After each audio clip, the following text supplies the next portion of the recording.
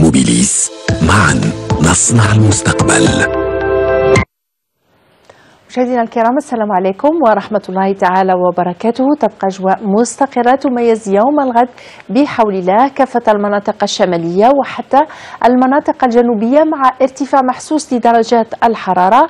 إذن ستنشط أيضا بعض الزوابع الرملية المحلية بالصحراء الوسطى إلى غاية أقصى الجنوب. خلال ليلة اليوم إلى غاية فجر يوم الغد 9 درجات ستسجل بكل من قسنطينة والبيض، ما بين 11 إلى 17 درجة بالسواحل، 10 درجات بمنطقة الأوراس والجلفة، 13 درجة بغرداية بتمنراست وجنة، 16 بإليزي وبشار، 19 درجة بالصحراء الوسطى، وتصل لغاية 21 درجة بأقصى الجنوب.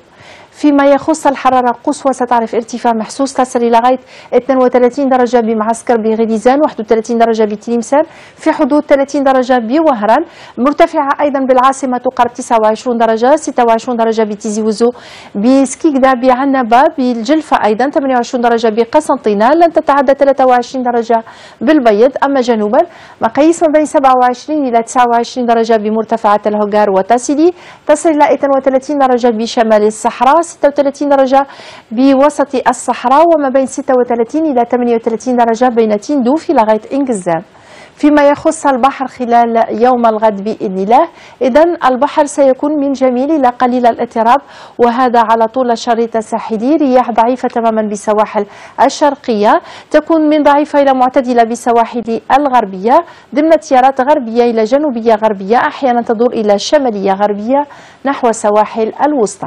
هذا عن داخل الوطن. أما عن شمال قارة أمريكا، ثلوج مع أمطار بمونريال ب5 درجات، أمطار أيضا بنيويورك 14 درجة، نفس الأجواء أمطار بواشنطن مع 19 درجة، غائمة تماما بفانكوفر مرفوقة بأمطار مع 8 درجات.